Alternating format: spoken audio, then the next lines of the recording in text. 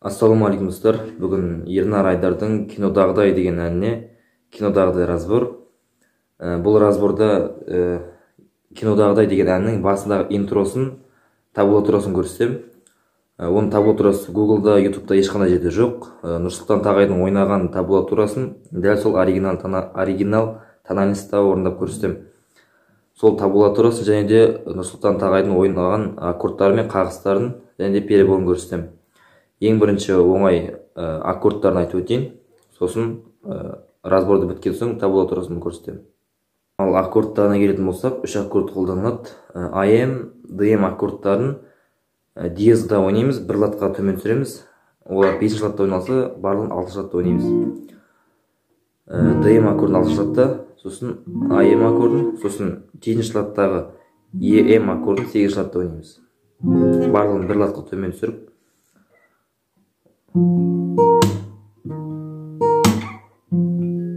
сосын ортасында бір аккорд кездеседі. Бұл жерде DM аккордын аламыз, тек соңғы саусақты 8-ші лат, 9-ші латтағы 5-ші струнаға қоямыз. Бұл аккорд бір рет қана кездеседі. Ал енді қағысына келетін болсақ, перебормен 5-2 рет, сосын 3-2-1 заглушка.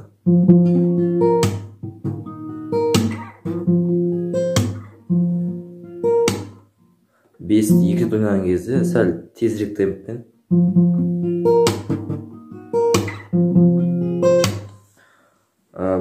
Бұл қағыспен бүкіл әнді ойнап шығуға болады толықтай, немесе бір шумағын осымен, сосын келесін бұлай.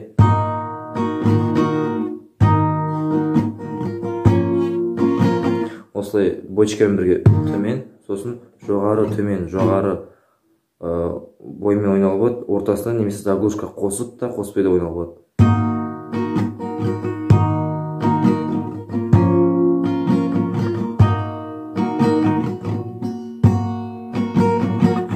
Осылай орындалады. Ал енді табулатурасының қалай орындалатынын көрсетейін. Ал енді табулатурасына келетін болсақ, бұл 6-ші лат пен 11-ші лат арасында ойналады. 6-ші лат пен 11-ші лат. Және де бірінші, екінші, үшінші струна көмегімен орындалады. Ал енді бірінші 3-ке бөліп орындайық.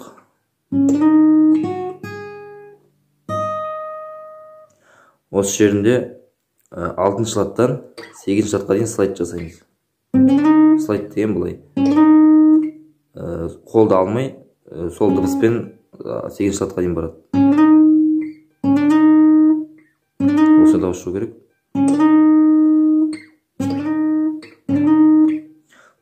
Бұл 3-ші струнадан, 3-ші струнада 6-ші латтан 8-ші латқа дейін. Сосын 2-ші струнадан, 2-ші струна ұстап, 7-ші латтан 9-ші лат, 7-ші лат пен 9-ші латты басамыз.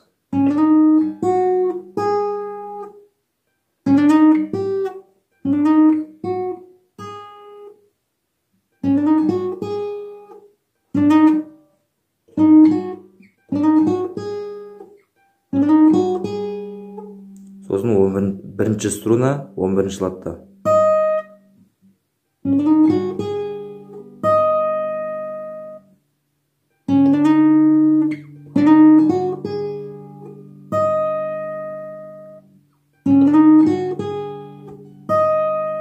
Осылай, сосын ары қарай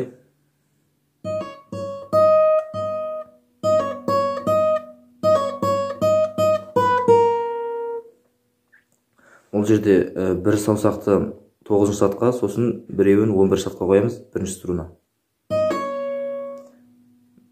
Бір рет тартамыз, сосын төмен тартып қаламыз. Тек қана 11-ші струнадағы саусақ тартамыз. 9-ші латтағы орнында қалады.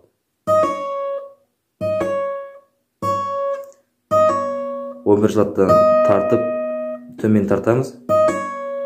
Сосын 9-ші латтан бір рет ойнаймыз. Сосын 11-ші латқа қойып, артынан тағы бір рет. Общий 2 рет.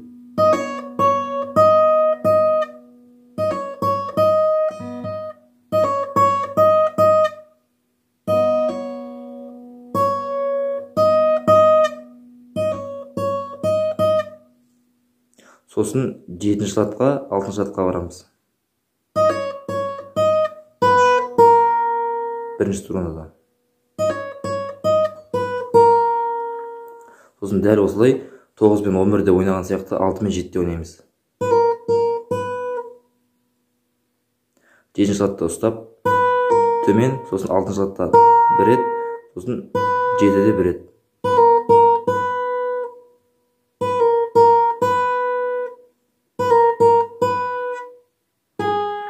Сосын 9-ші латта 2-ші струна. Сосын 7-ші струна. 2-ші струна. 7-ші лат 2-ші струна.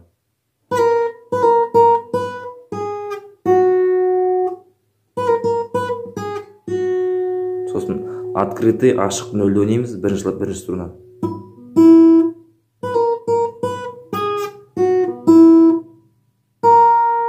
Сосын 6-ші латта 1-ші струна. Ашық ойнаймыз, сосын 1-ші струна.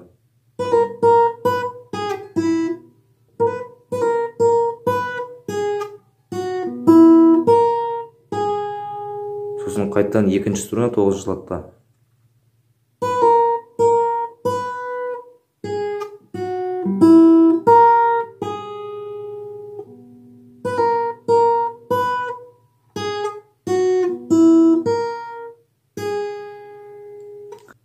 Ал енді жай орындап көрсетейін.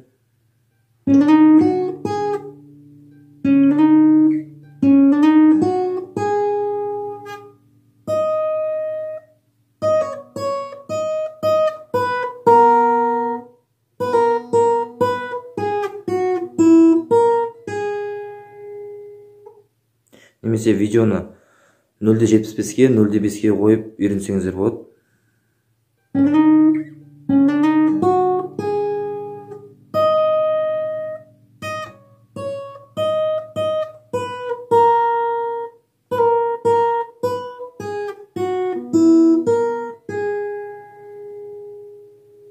Енді бүгінгі разбор осылай, ұнады деген ойдамын. Табулатурасы пайдалы болды деген ойдам.